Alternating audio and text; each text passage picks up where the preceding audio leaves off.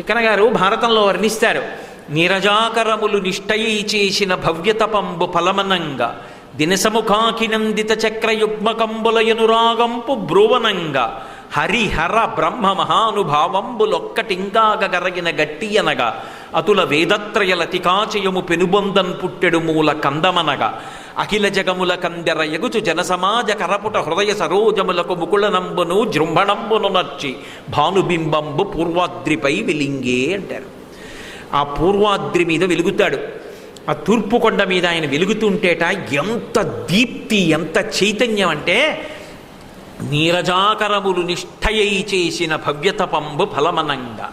నిష్ఠతో తపస్సు చేస్తున్నాడు అనుకోండి, ఇలా పెట్టి ఉంటాడు, ఇలా రెండు చేతులు ముడుచుకుని ఉంటాయి. భగవంతుడి దర్శనం అయిందనుకోండి, అబ్బా అని ఇలా అంటాడు, స్వామి రెండు కన్నులతో నిన్ను చూశాను, ఇక నోటితో మాట ఉండదు. చూపుల శ్రీపతి రూపము నాపోవక త్రావి త్రావి హర్షోద్ధతయై వాపుచ్చి మంద మధురాలాపంబుల పగడనదిది లక్ష్మీనాథున్ అంటారు పోతన గారు. అలా ఇలా రెండు చేతులు ఇలా పెట్టి ఆనందంతో మురిసిపోతుంటాడు. అలా రాత్రంతా పద్మాలు ఇలా మొగ్గలై ఇలా పెట్టి, హే భగవన్ సూర్యనారాయణమూర్తి ఎప్పుడొస్తావు ఎప్పుడొస్తావు ఎప్పుడొస్తావు అని ఎదురు చూస్తాయిట. ఆ బాలభానుడి కిరణం సూర్యోదయం అవగానే వచ్చి ఇలా తగులుతుంది. తగలగానే ఇలా విచ్చుకుంటుంది, అబ్బా స్వామివారు వచ్చేసారమ్మయ్యా అని. అలా అవి రాత్రంతా చేసిన తపస్సుకి ఫలితంగా వాటిని అనుగ్రహించాడా అన్నట్టుగా వచ్చేట. నీరజాకరములు నిష్టయై చేసిన భవ్యతపంబు ఫలమనంగా దినసముఖాకి నందిత చక్రయుగ్మకంబులయనురాగంపు బ్రువనంగా. చక్రవాక పక్షులకి భార్యాభర్తలకి ఒండొరుల మీద విశేషమైన ప్రీతి. కానీ వాటికి ఉన్నటువంటి బలహీనత ఏమిటి అంటే, చీకటి పడితే వాటికి కళ్ళు కనపడం. అందుకని చీకటి పడగానే అవి ఆడపక్షి భర్తని కనిపెట్టలేదు, మగపక్షి భార్యని కనిపెట్టలేదు, కళ్ళు లేవు కదా. ఎగిరి పెడితే ఎక్కడ ఏ ముళ్ళల్లోనూ ఇరుక్కుంటామని భయం. అందుకని ఓ చెట్టు మీద కూర్చుని భార్య అరుస్తూ ఉంటుంది, ఓ చెట్టు మీద కూర్చుని భర్త అరుస్తూ ఉంటాడు. కానీ ఇక్కడెక్కడో ఉన్నాడు అని వినిపించినా ఇది ఎగిరి వెళ్ళలేదు, అది ఎగిరి రాలేదు. అందుకని అలా రాత్రల్లా ఏడుస్తూనే ఉంటాయి. అలా వాటి ఏడుపు విని విని విని విని విని విని ఆ భార్యాభర్తలు కలుసుకుని సంతోషిస్తారు. నువ్వేమిటి అతల బాగుని చీకటిని తోసి అవతల బారేసి ఉదయించి చక్రవాక పక్షులు కలుసుకునేటట్టు చేశాడా, వాటి అనురాగం పండేటట్టు చేశాడా అన్నట్టుగా ఉదయించేట. ఆ వెలుతురు రాగానే ఈ పిట్ట అక్కడికి ఎడుతుంది, ఆ పిట్ట ఇక్కడికి వస్తే రెండూ కలిసి చెట్టు మీద కూర్చుని ముక్కుతో ఒకదాన్ని ఒకటి పొడుచుకుంటూ పరమ సంతోషంతో కోకోలాడుతూ కలుసుకుంటాయి చక్రవాక పక్షులు. రాత్రల్లా విరహం అనుభవించి పరమ ప్రేమతో కలుసుకోవాలని పరితపించినటువంటి చక్రవాక పక్షుల యొక్క శోకాన్ని చూసి బాధ చెంది, నేను మిమ్మల్ని అనుగ్రహిస్తానని తెల్లవారేటప్పటికి చీకటిని పోగొట్టి ఉదయించి తన వెలుగు యొక్క స్ఫూర్తి చేత ఆ రెండు పక్షులు ఒకదాన్నొకటి చూసి కలుసుకుని సంతోషించేటట్టుగా వాటి అనురాగపు ఫలితమా అన్నట్టుగా ఉదయించినటువంటి ఆ బింబం ఎంత సంతోషం. కాబట్టి దినసముఖాకి నందిత చక్రయుగ్మకంబులయనురాగంపు బ్రువనంగా హరిహర బ్రహ్మ మహానుభావంబులొక్కటింకాక గరగిన గట్టి అనగా. ఏదో నేను ఇక్కడి నుంచి ఒక రకమైన బంక, అక్కడి నుంచి ఓ రకమైన బంక, ఇక్కడి నుంచి ఓ రకమైన బంక తీసుకొచ్చి 3 రకాలైన బంక ఓ దాంట్లో పోసేసి చల్లటి చోట పెట్టాను అనుకోండి, 3 కలిపి ముద్దయిపోయి ఒకటే అయిపోయి అనుకోండి. ఇప్పుడు ఎందులో ఏ బంక ఉంది తెలియదు, 3 కలిపి గంట కట్టేసాయి. అలా బ్రహ్మగారి సృష్టి శక్తి, విష్ణువు యొక్క స్థితి శక్తి, శంకరుడి ప్రళయశక్తి 3 శక్తులు కలిపి ముద్ద కట్టేస్తే ఆ ముద్ద సూర్యభగవానుడు. హరిహర బ్రహ్మ మహానుభావంబులొక్కటింగాగ గరగిన గట్టి అనగా అతుల వేదత్రయ లతికాచయము పెనుబొందన్ పుట్టెడు మూల కందమనగా. చూడండి, ఇళ్లలో మనీ ప్లాంట్ అని చిన్న కుండీల్లో పెట్టుకుంటూ ఉంటారు. ఎక్కడో లోపల దుంప ఉంటుంది, దానికి పక్క నుంచి ఇలా ఓ తీగ వస్తుంది, ఇలా ఓ తీగ వస్తుంది, ఇలా ఓ తీగ వస్తుంది. ఒక దుంపలోంచి 3 తీగలు వస్తాయి. 3 వేదములు ఎవరి నుంచి వచ్చాయంటే పరబ్రహ్మము నుండి వచ్చాయి. ఆ 3 వేదములు అంటే అథర్వణ వేదాన్ని 3 వేదాల్లోకే చెప్పేస్తారు సూక్తం రీత్యా. అయినప్పుడు ఈ 3 వేదాలు ఎక్కడి నుంచి వచ్చాయంటే, అదిగో ఏ దుంపలోంచి 3 తీగలు వచ్చాయో, అలా ఏ పరబ్రహ్మం నుంచి 3 వేదాలు వచ్చాయో ఆ దుంప అదిగో అక్కడుంది. అదే ఆ 3 వేదాలు పుట్టిన దుంప సూర్యబింబం.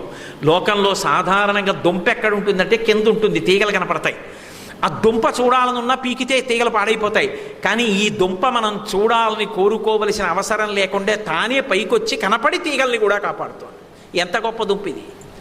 కాబట్టి అతుల వేదత్రయలతికాచయము పొనిపొండన్ పుట్టెడు మూల కందమనగా అఖిల జగముల కందెరయగుచు లోకంలో ఉన్న సమస్త సమస్త ప్రాణుల యొక్క కన్నులు ఇలా తెరుచుకునేటట్టు చేస్తాడు. తెల్లవారిందనేటప్పటికీ అన్ని ప్రాణులు కళ్ళు తెరుచుకుంటాయి.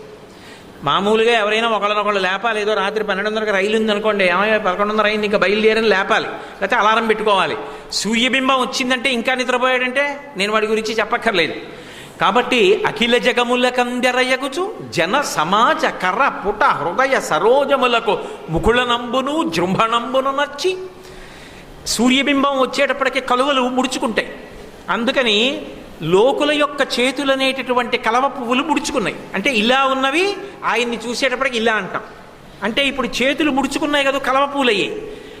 హృదయములనేటటువంటి పద్మములు విచ్చుకున్నాయి. అందరికీ చైతన్యం, అబ్బా తెల్లవారిపోయింది, పదండి మన పనులు చేసుకుందామని సంతోషంగా జృంభణంబును నచ్చి భానుబింబంబు పూర్వాద్రిపై వెలింగే. ఇది మామూలుగా కాదు. సూర్యోదయం అవుతోంది అంటే ముందే తెలుసుకుంటాయి కొన్ని ప్రాణులు. కోడి సూర్యోదయం అవుతోందంటే ఎంత సంతోషమో దానికి. మొట్టమొదటి సూర్యోదయం అయిపోతోందని లోకానికి తెలియచేస్తుంది. సుప్రభాతం పాడితే మనం చెప్పట్లేదండి, పరమ సంతోషంతో ఎన్ని ప్రాణులు సూర్యోదయం అవుతోందనేటప్పటికీ ఆనందపడిపోతాయి. భృంగా వళీచమ కరంద రసాను విద్ద జంగా రగీతని నదై సహసేవనాయ నిర్యాత్యువాంత సరసీ కమలోదరేభ్య శేషాద్రిశేఖర విభో తవ సుప్రభాతం. భృంగావళీచమకరందరసాను విద్ద జంగారగీతని నదై సహసేవనాయ. తామరపూలలో ఉండేటటువంటి మకరందాన్ని కడుపు నిండా తాగేసి అదిగదిగదిగో వెంకటేశ్వర స్వామి వారు ఆయన దర్శనం చేసుకుందాం రండి రండి ఆనంద నిలయానికి తలుపులు తీస్తున్నారని ఈ తామరపూలలో వాలినటువంటి ఈ గండు తుమ్మెదలన్నీ కూడా లేచి చక్కగా గుంపులు గుంపులుగా వెంకటాచలానికి బయలుదేరి వెడుతున్నాయి. ఆ సన్నివేశం చూడ్డానికి ఎంత అందంగా ఉంటుంది. రసాను విద్ద జంగా రగీత నినదై సహసేవనాయ. అందులో ఆ తుమ్మెదలు జంకారం చేస్తూ పువ్వుల మించి వెళ్ళేటటువంటి పరిస్థితి, అసలు అవి సూర్యోదయాన్ని ఎలా కనపడతాయో ఎలా పెడతాయో పరమాద్భుతం. ఇది నేను మీకు నోటితో చెప్తే అర్థమయ్యేటటువంటి విషయం కాదు. మాకు ప్రత్యేకించి తూర్పుగోదావరి జిల్లాలో భద్రాచలం వెళ్ళడానికి మారేడుమిల్లి అని చెప్పి ఒక అటవీ ప్రదేశం ఉంది. ఆ ప్రదేశంలోంచి వెడుతుంటే ఒకసారి నేను ఉదయం వేళలో భద్రాచలం వెడుతూ ఆ మారేడుమిల్లి అరణ్యంలో వెళ్ళిపోతున్నప్పుడు కొన్ని వందల కార్లు ఆగిపోయి ఉన్నాయి. ఏమైందా కార్లు ఆగిపోయాయి అంటే, లేదండి ఇదంతా కూడా ఇప్పుడు తుమ్మెదలు కప్పేసే సమయం, అవి వెళ్ళిపోయే వరకు కార్లు వెళ్ళవన్నారు. అదేమిటని నేను ఆశ్చర్యపోయి దిగబోయాను. దిక్కండి కిందకి దిక్కండి, అద్దాల్లోంచే చూడండి అన్నారు. కాసేపటికి వచ్చే తుమ్మెదలు అసలు భూమి ఆకాశములు కనపడలేదు. ఇప్పటికీ వసంత ఋతువులో వస్తాయిట. అన్ని తుమ్మెదలు కప్పేసాయి అంతే. కప్పేసి ఇన్ని తుమ్మెదలు అరణ్యంలోకి వెళ్ళిపోయాయి. మళ్ళీ వాటికి ఏమిటో మరి ఆ సూర్యనారాయణ మూర్తితో సంబంధం. వెళ్ళిపోయిన తర్వాత కారులన్నీ వెళ్ళిపోయాయి. అసలు నిజంగా తుమ్మెదలు కడుపు నిండా తేనె తాగి అవి వచ్చేటటువంటి సన్నివేశం ఆ రొద. అందుకే చూడండి, భక్తులు భగవద్ దర్శనానికి వెళ్ళేటప్పుడు రొద కింద బయలుదేరుతారు. శ్రీశైల సుప్రభాతంలో పాతాళ గంగా జలమజ్జన నిర్మలాంగా భస్మ త్రిపుండ్ర సమలంకృత పాలభాగా గాయంతి దేవముని భక్త జనాభవంతం శ్రీమల్లికార్జున విభో తవ సుప్రభాతం అంటారు. పాతాళ గంగలో స్నానం చేసి విభూతి పుండ్రాలు పెట్టుకుని హర హర మహాదేవ జంభో శంకర అంటూ పెద్ద కేకలేస్తూ పెడతారు. తీరా అక్కడికి వెళ్ళాక నిశ్శబ్దం. తుమ్మెద పువ్వు దగ్గరికి వచ్చేవరకే అల్లరి, పువ్వు దగ్గరికి వచ్చాక నిశ్శబ్దం. మన మనస్సులు కూడా తుమ్మెదలైతే ఆయన వంక ఒక్కసారి చూసేటప్పటికి నయనారవిందం, హస్తారవిందం, పాదారవిందం, హృదయారవిందం, ముఖారవిందం ఏదైనా తప్పద్మమే. అది చూసేటప్పటికీ మన మనస్సు అనేటటువంటి భృంగం అలా ఉండిపోయి నిశ్శబ్దంగా అనుభవించాలి స్వామి దివ్యమంగళ విగ్రహాన్ని. అందుకనదిగో స్వామి అలా వస్తున్నాయి.